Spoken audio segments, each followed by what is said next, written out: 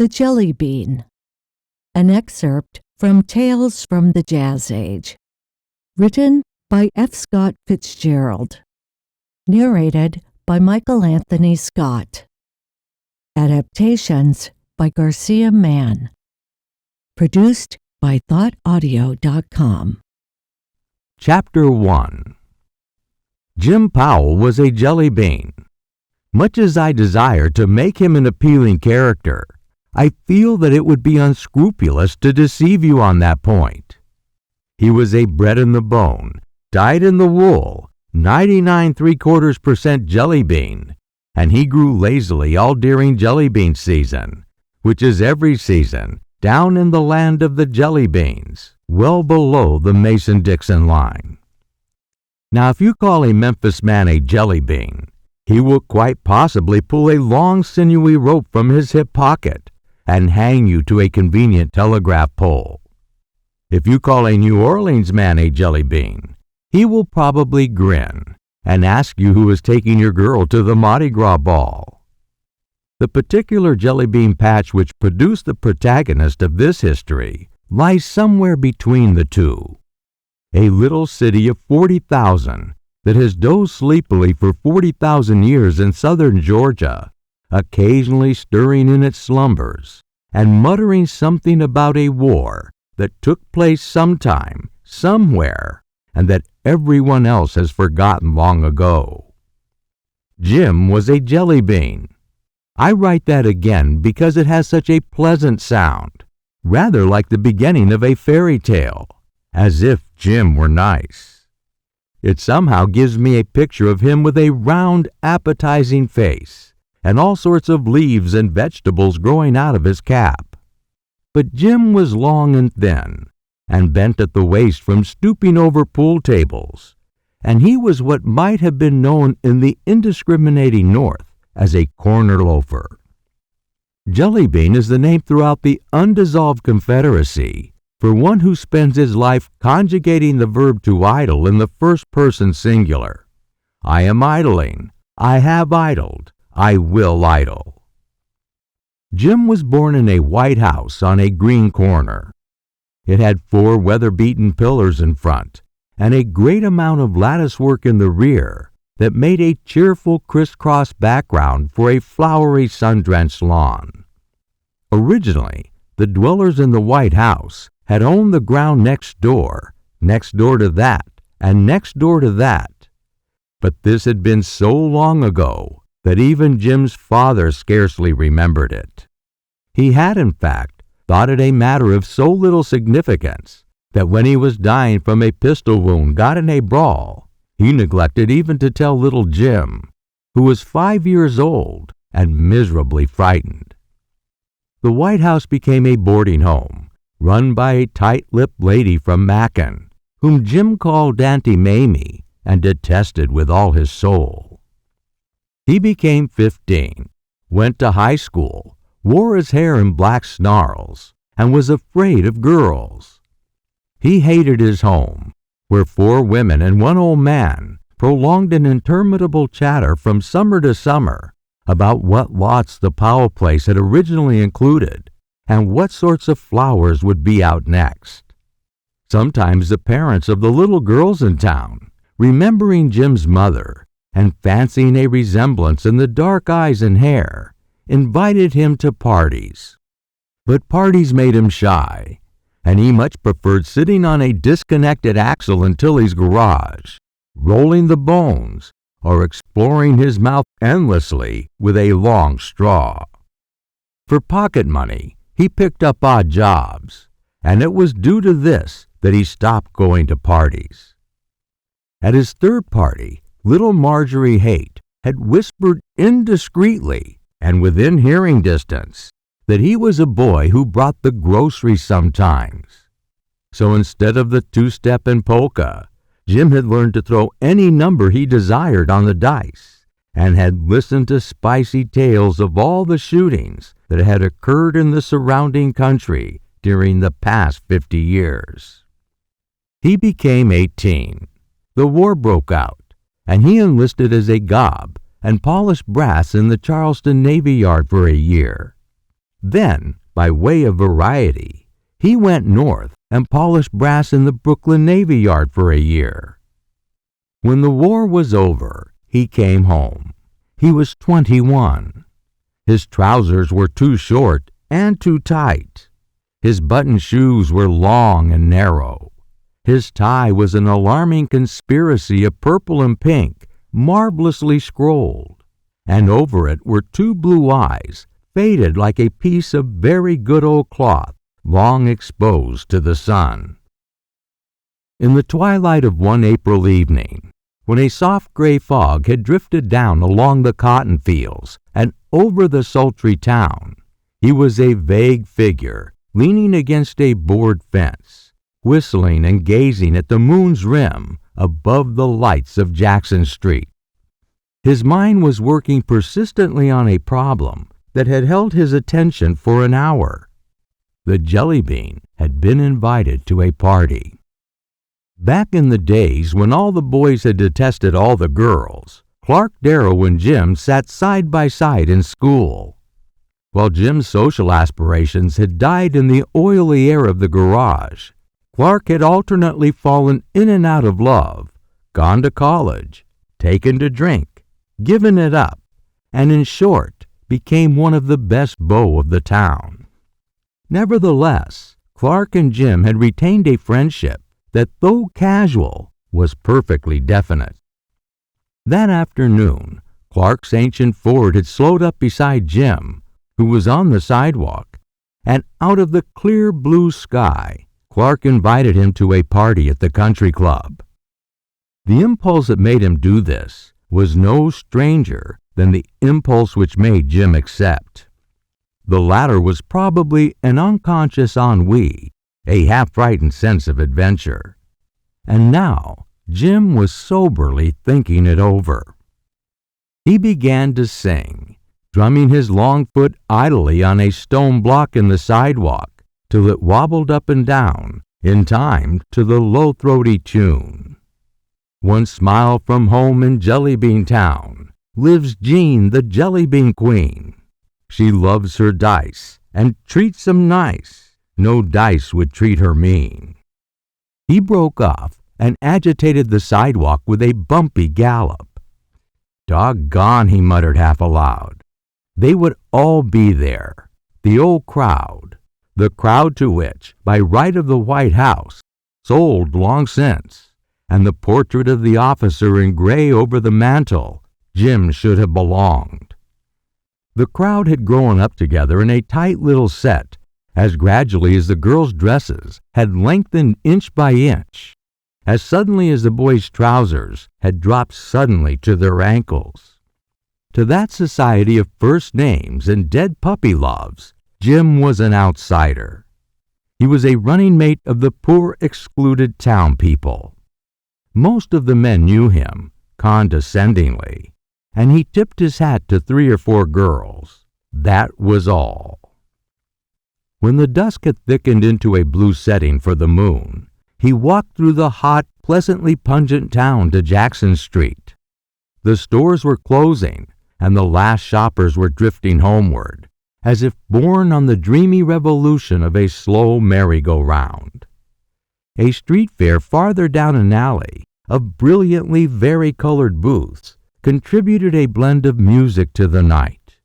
An oriental dance on a calliope, a melancholy bugle in front of a freak show, and a cheerful rendition of Back Home in Tennessee on a hand organ. The Jelly Bean stopped in a store and bought a collar. Then he sauntered along toward Soda Sam's, where he found the usual 3 or 4 cars of a summer evening parked in front, and little kids running back and forth with sundaes and lemonades. "Hello, Jim." It was a voice at his elbow.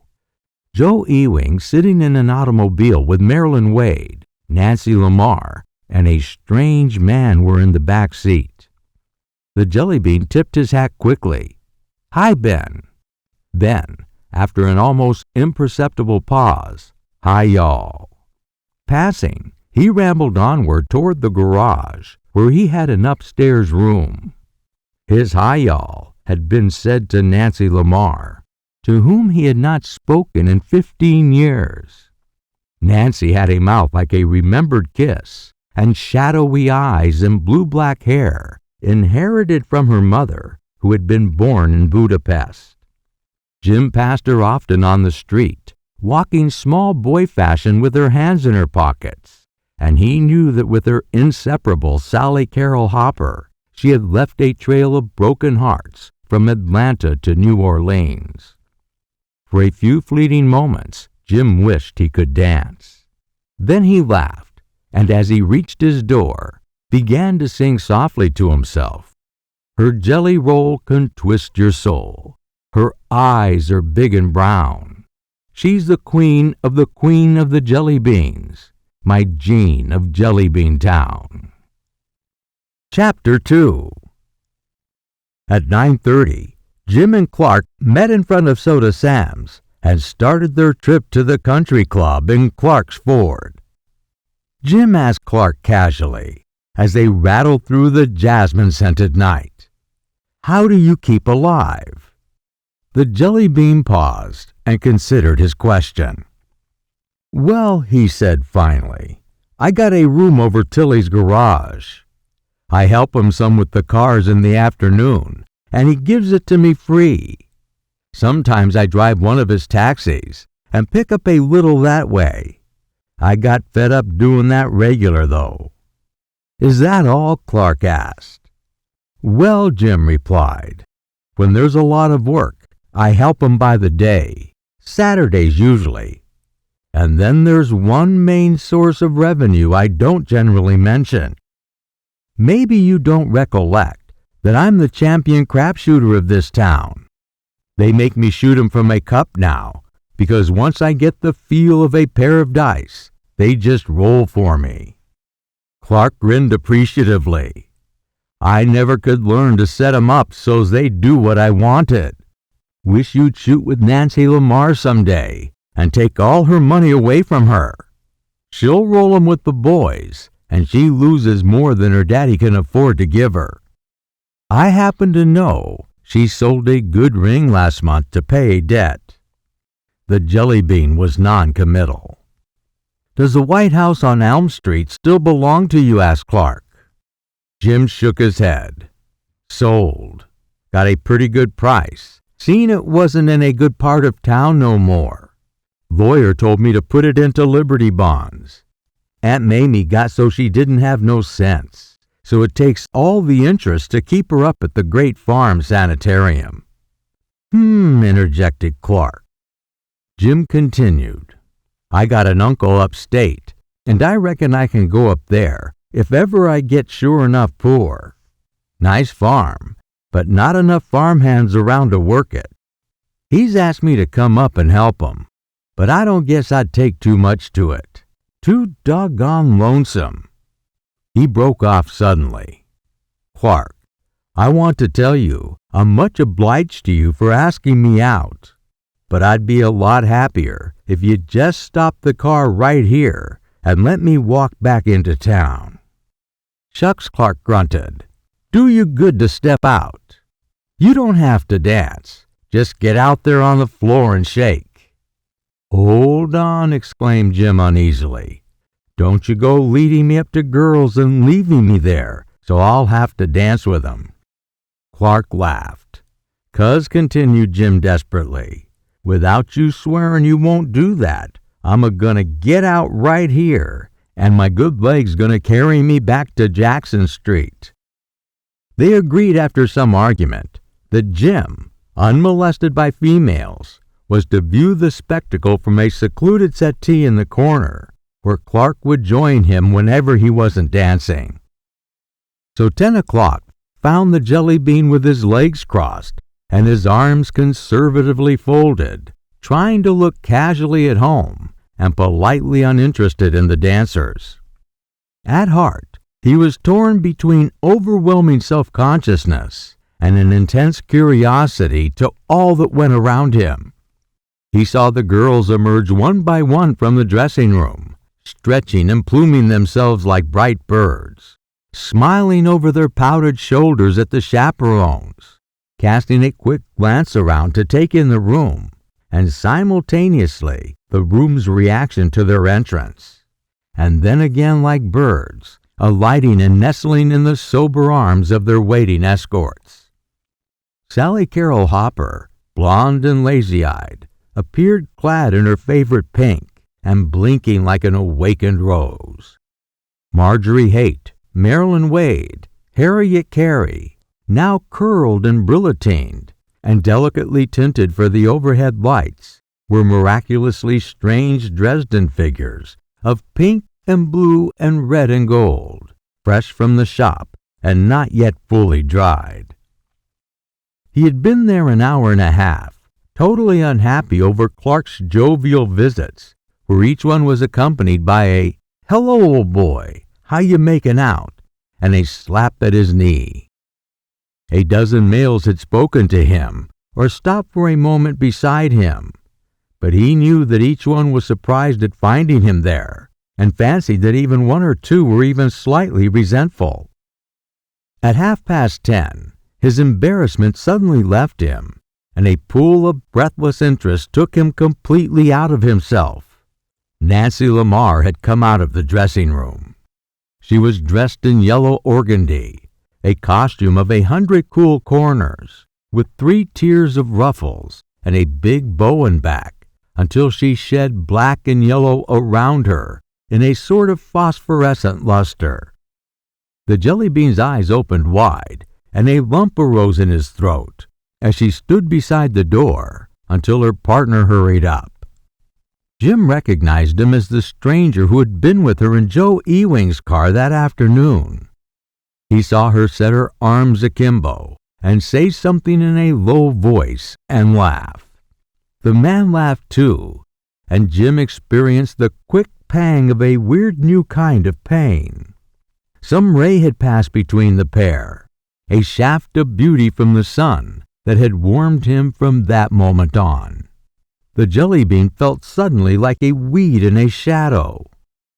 A minute later, Clark approached him, bright-eyed and glowing. "Hi, old man," he cried, with some lack of originality. "How you making out?" Jim replied that he was making out as well as could be expected. "You come along with me," commanded Clark. "I've got something that'll put an edge on the evening."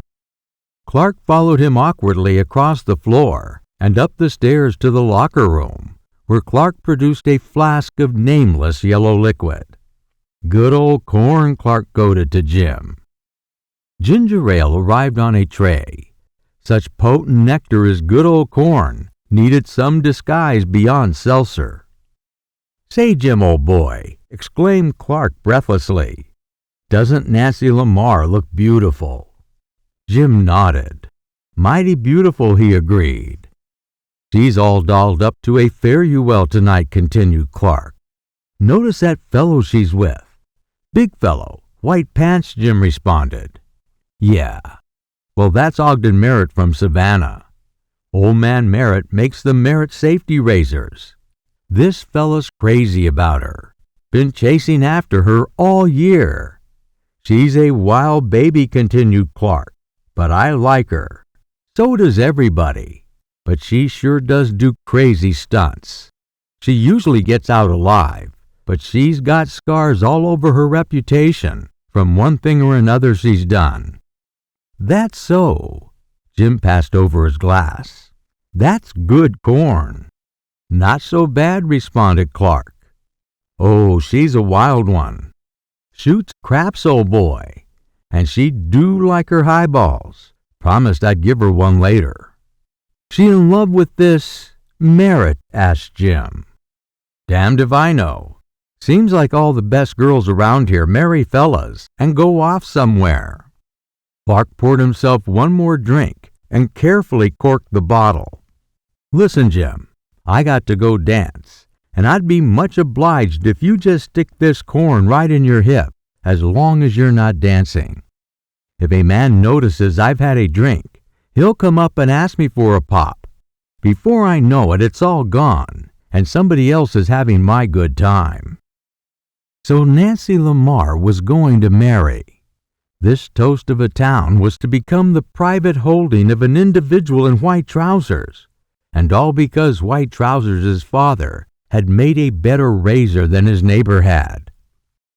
As they descended the stairs, Jim found the idea inexplicably depressing. For the first time in his life, he felt a vague and romantic yearning. A picture of her began to form in his imagination. Nancy walking boylike and debonair along the street, taking an orange as tithe from a worshipful fruit dealer, charging an ice cream soda on a mythical account at Soda Sam's, assembling a convoy of beaux, and then driving off in a triumphal state for an afternoon of splashing and singing. The Jelly Bean walked out on the porch to a dark, deserted corner, between the moon on the lawn and the single-lighted door of the ballroom. There he found a chair, and lighting a cigarette, drifted into thoughtless reverie that was his usual mood. Yet now it was a reverie made sensuous by the night and by the hot smell of damp powder puffs tucked in front of the low dresses and distilling 1,000 rich scents to float out through the open door. The music itself, blurred by a loud trombone, became hot and shadowy, a languorous overtone to the scraping of many shoes and slippers. Suddenly, the square of yellow light that fell through the door was obscured by a dark figure. A girl had come out of the dressing room and was standing on the porch not more than 10 feet away. Jim heard a low-breathed "doggone," and then she turned and saw him. It was Nancy Lamar. Jim rose to his feet. "Howdy," he said. "Hello." She paused, hesitated, and then approached. "Oh, it's Jim Powell." He bowed slightly and tried to think of a casual remark. "Do you suppose," she began quickly, do you know anything about gum?" "What?" responded a puzzled Jim. "I've got gum on my shoe. Some utter ass left his or her gum on the floor, and of course I stepped in it." Jim blushed inappropriately.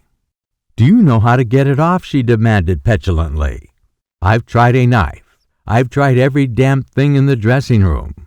I've tried soap and water, and even perfume, and I've ruined my powder puff trying to make it stick to that." Jim considered the question in some agitation. "Why, I think maybe gasoline." The words had scarcely left his lips when she grasped his hand and pulled him at a run off the low veranda, over a flower bed, and at a gallop toward a group of cars parked in the moonlight by the first hole of the golf course. "Turn on the gasoline," she commanded breathlessly. "What?" "For the gum, of course. I've got to get it off. I can't dance with gum on my shoe." Obediently, Jim turned to the cars and began inspecting them with a view to obtaining the desired solvent. Had she demanded a cylinder, he would have done his best to wrench one out. "Here," he said after a moment's search. "Here's one that's easy. Got a handkerchief. It's upstairs wet. I used it for the soap and water." Jim laboriously explored his pockets. "Don't believe I got one either." "Doggone it. Well, we can turn it on and let it run on the ground," she clamored. He turned the spout. A dripping began. "More," she demanded. He turned it on fuller. The dripping became a flow and formed an oily pool that glistened brightly, reflecting a dozen tremulous moons on its quivering bosom. "Ah," she sighed contentedly. "Let it all out. The only thing to do is to wait in it." In desperation, he turned on the tap full, and the pool suddenly widened, sending tiny rivers and tricklets in all directions. "That's fine. That's more like it," she said contentedly. Raising her skirt, she stepped gracefully in. "I know this'll take it off," she murmured. Jim smiled. "There's lots more cars." She stepped daintily out of the gasoline and began scraping her slippers, side and bottom, on the running board of the automobile. The jelly bean contained himself no longer. He bent over double with explosive laughter, and after a second, she joined in. "You're here with Clark Darrow, aren't you?" she asked, as they walked back toward the veranda. "Yes," he said. "You know where he is now?" she asked. "Out dancing, I reckon." "The deuce. He promised me a highball," she winced. "Well," said Jim, "I guess that'll be all right. I've got his bottle right here in my pocket." She smiled at him radiantly. "I guess maybe you'll need ginger ale, though," he added. "Not me, just the bottle," she said. "Sure enough?" asked Jim. She laughed scornfully. "Try me. I can drink anything a man can." "Let's sit down," she said, directing Jim toward the porch.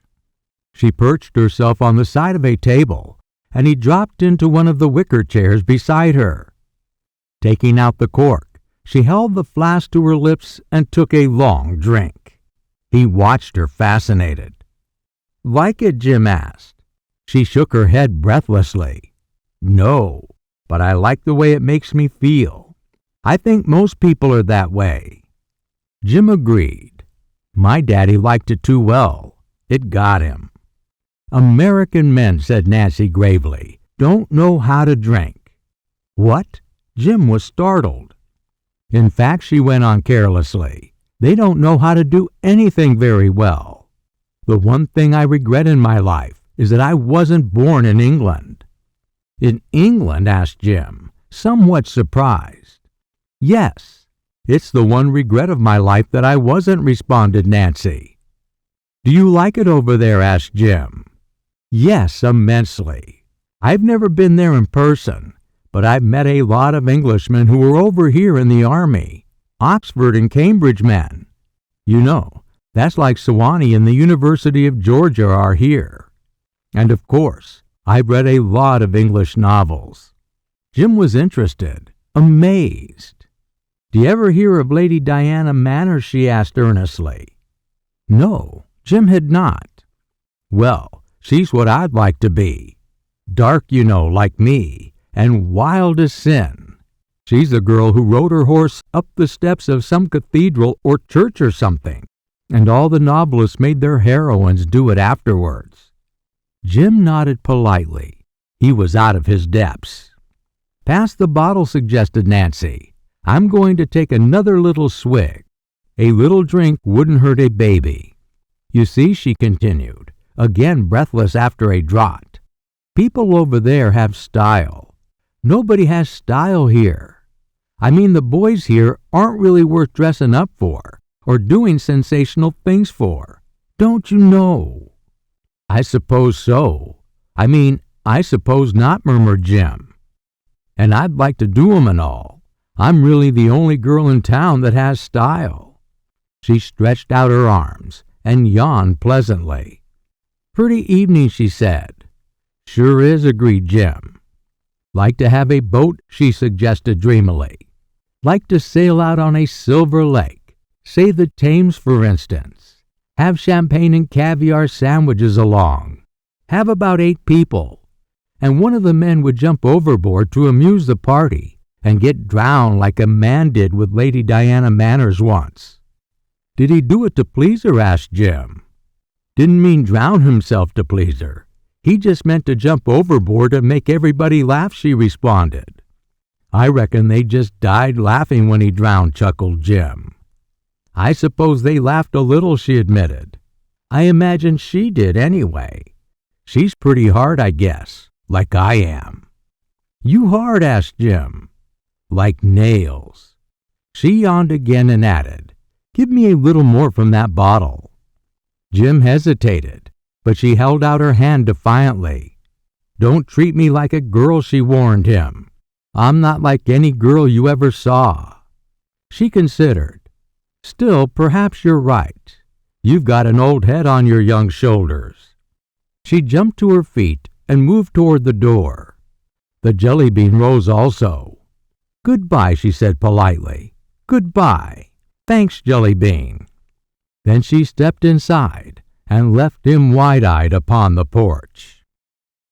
Chapter 3 At 12 o'clock, a procession of cloaks issued single file from the woman's dressing room, and each one pairing with a coated bow, like dancers meeting in a cotillion figure, drifted through the door with sleepy, happy laughter. Through the door into the dark, where autos backed and snorted, and parties called to one another and gathered around the water cooler. Jim, sitting in his corner, rose to look for Clark. They had met at 11. Then Clark had gone to dance. So seeking him, Jim wandered into the soft drink stand that once had been a bar. The room was deserted, except for a sleepy bartender dozing behind the counter, and two boys lazily fingering a pair of dice at one of the tables. Jim was about to leave when he saw Clark coming in. At the same moment, Clark looked up. "Hi, Jim," he commanded. "Come on over and help us with this bottle. I guess there's not much left, but there's one more swig all around." Nancy, the man from Savannah, Marilyn Wade, and Joe Ewing were lolling and laughing in the doorway. Nancy caught Jim's eye and winked at him humorously. They drifted over to a table and, arranging themselves around it, waited for the waiter to bring ginger ale. Jim, faintly ill at ease, turned his eyes on Nancy, who had drifted into a nickel crap game with the two boys at the next table. "Bring them over here," suggested Clark. Joe looked around. "We don't want to draw a crowd. It's against club rules." "Nobody's around," insisted Clark, "except Mr. Taylor. He's walking up and down like a wild man, trying to find out who let all the gasoline out of his car." There was a general laugh. "I bet $1 billion that Nancy got something on her shoe again. You can't park when she's around." "Oh, Nancy, Mr. Taylor's looking for you." Nancy's cheeks were glowing with excitement over the game. "I haven't seen his silly little flivver in 2 weeks." Jim felt a sudden silence. He turned and saw an individual of uncertain age standing in the doorway. Clark's voice punctuated the embarrassment. "Won't you join us, Mr. Taylor?" "Thanks," Mr. Taylor responded. Mr. Taylor spread his unwelcome presence over a chair. "Have to, I guess. I'm waiting till they dig me up some gasoline. Somebody got funny with my car." His eyes narrowed, and he looked quickly from one to the other. Jim wondered what he had heard from the doorway, tried to remember what had been said. "I'm right tonight," Nancy sang out, "and my 4 bits is in the ring." "Faded," snapped Taylor suddenly. "Why, Mr. Taylor, I didn't know you shot craps." Nancy was overjoyed to find that he had seated himself and instantly covered her bet. They had openly disliked each other since the night she had definitely discouraged a series of rather pointed advances. "All right, babies, do it for your mama. Just 1 little 7. Nancy was cooing to the dice. She rattled them with a brave underhand flourish and rolled them out on the table. "Ah, I suspected it. And now again with the dollar up," mumbled Taylor. 5 passes to her credit found Taylor a bad loser. She was making it personal. And after each success, Jim watched triumph flutter across her face. She was doubling with each throw. Such luck could scarcely last. "Better go easy," Jim cautioned her timidly. "Ah, but watch this one," she whispered. It was 8 on the dice, and she called her number. "Little Ada, this time we're going south," cooed Nancy. Ada from Decatur rolled over the table. Nancy was flushed and half hysterical, but her luck was holding. She drove the pot up and up, refusing to drag. Taylor was drumming with his fingers on the table, but he was in to stay. Then Nancy tried for a 10 and lost the dice. Taylor seized them avidly. He shot in silence, and in the hush of excitement, the clatter of one pass after another on the table was the only sound. Now Nancy had the dice again, But her luck had broken. An hour passed. Back and forth it went. Taylor had been at it again, and again, and again. They were even at last. Nancy lost her ultimate $5.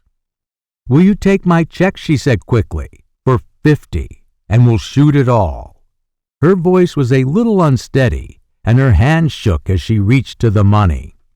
Clark exchanged an uncertain but alarmed glance with Joe Ewing. Taylor shot again. He had Nancy's check. "How about another?" she said wildly. "Geez, any bank'll do. Money everywhere, as a matter of fact." Jim understood. The good old corn she had taken since had gotten to her. He wished he dared interfere. A girl of that age and that position would hardly have 2 bank accounts.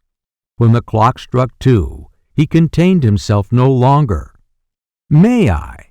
Can't you let me roll 'em for you?" he suggested, with his low, lazy voice a little strained. Suddenly sleepy and listless, Nancy flung the dice down before him. "All right, old boy. As Lady Diana Manners says, shoot 'em, Jelly Bean. My luck's gone." "Mr. Taylor," said Jim carelessly, "we'll shoot for one of those there bucks against the cash." Half an hour later, Nancy swayed forward and clapped him on the back. "Stole my luck, you did." She was nodding her head sagely. Jim swept up the last check and, putting it with the others, tore them into confetti and scattered them on the floor. Someone started singing, and Nancy, kicking her chair backward, rose to her feet. "Ladies and gentlemen," she announced. "Ladies, that's you, Marilyn. I want to tell the whole world that Mr. Jim Powell, who is a well-known jelly bean of this city, is an exception to the great rule. Lucky in dice, unlucky in love. He's lucky in dice, and as a matter of fact, I love him. Ladies and gentlemen, Nancy Lamar, famous dark-haired beauty, often featured in the Herald as one of the most popular members of the younger set, as other girls are often featured in this particular case, wish to announce. Anyway, gentlemen," she tipped suddenly. Clark caught her and restored her balance. "My error," she laughed.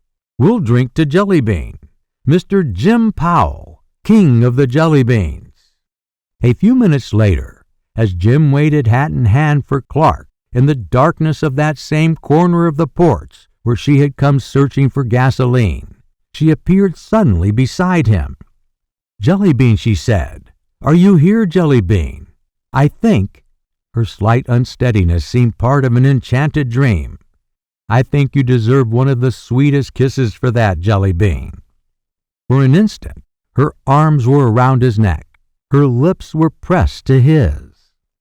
"I'm a wild part of the world, Jelly Bean, but you did me a good turn."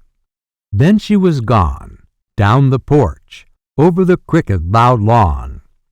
Jim saw Merritt come out of the front door and say something to her angrily, saw her laugh, and turning away, walk with averted eyes to his car. Marilyn and Joe followed, singing a drowsy song about a jazz baby. Clark came out and joined Jim on the steps. "All pretty lit, I guess," he yawned. "Merritt's in a mean mood. He's certainly off Nancy." Over the east, along the golf course, a faint rug of gray spread itself across the feet of the night. The party in the car began to chant a chorus as the engine warmed up. "Good night, everybody," called Clark. "Good night, Clark. Good night." There was a pause, and then a soft, happy voice added, "Good night, Jelly Bean." The car drove off to a burst of singing. A rooster on a farm across the way took up a sorrowful, mournful crow, and behind them, a last waiter turned out the porch light as Jim and Clark strolled over toward the Ford, their shoes crunching raucously on the gravel drive. "Oh boy," sighed Clark softly, "how you can set those dice." It was still too dark for him to see the flush on Jim's thin cheeks. or to know that it was a flush of unfamiliar shame. Chapter 5. Over Tilly's garage, a bleak room echoed all day to the rumble and snorting downstairs and the singing of the car washers as they turned the hose on the cars outside. It was a cheerless square of a room, punctuated with a bed and a battered table, on which lay half a dozen books. Joe Miller's Slow Train Through Arkansas, Lucille, in an old edition, very much annotated in an old-fashioned hand, The Eyes of the World by Harold Bell Wright, and an ancient prayer book of the Church of England with the name Alice Powell and the date 1831 written on the flyleaf. The east, gray when Jellybean entered the garage, became a rich and vivid blue as he turned on his solitary electric light. He snapped it out again, and going to the window, rested his elbows on the sill and stared into the deepening morning. With the awakening of his emotions, his first perception was a sense of futility, a dull ache at the utter grayness of his life. A wall had sprung up suddenly around him, hedging him in, a wall as definite and tangible as the white wall of his bare room. And with his perception of this wall, all that had been romance of his existence, the casualness, the light-hearted improvidence, the miraculous open-handedness of life, faded out.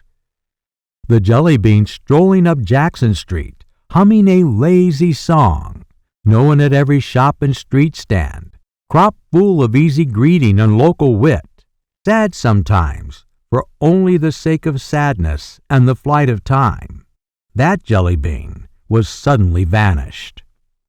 The very name was a reproach, a triviality. With a flood of insight, he knew that Merritt must despise him, that even Nancy's kiss in the dawn would have awakened not jealousy, but only contempt for Nancy's lowering herself. On his part, the Jellybean had used a dingy deception he learned from the garage. He had been her moral laundry. The stains were his. As the gray became blue, brightening and filling the room, he crossed to his bed and threw himself down on it, gripping the edges fearlessly. "I love her," he cried aloud. "God, I love her." And as he said this, something gave way within him, like a lump melting in his throat.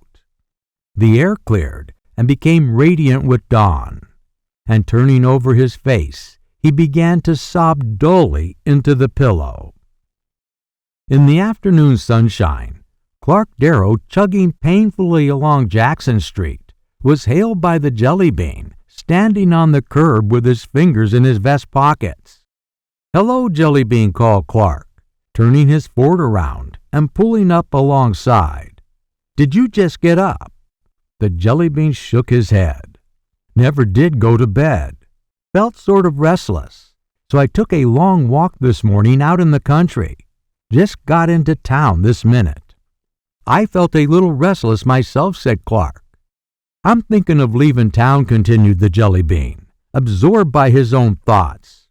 "Been thinking of going up on the farm and working with my Uncle Dunn. Reckon I've been bumming too long. All my people originally came from that part up there. Had a big place." Clark looked at him curiously. The Jellybean hesitated. "I don't know," the Jellybean began slowly. "Something about that girl last night, talking about a lady named Diana Manners, an English lady, sorta got me thinking." He drew himself up and looked oddly at Clark. "I had a family once," he said defiantly. Clark nodded.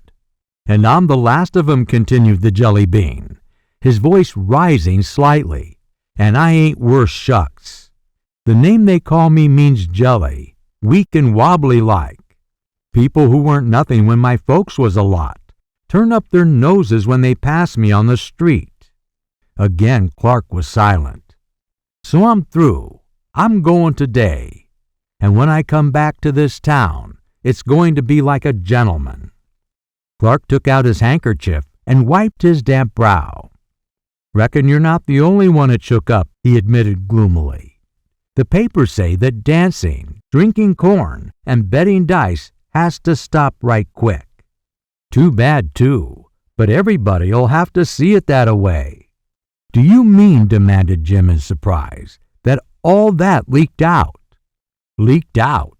How on earth could they keep it secret? It'll be announced in the papers tonight. Dr. Lamar's got to save his name somehow.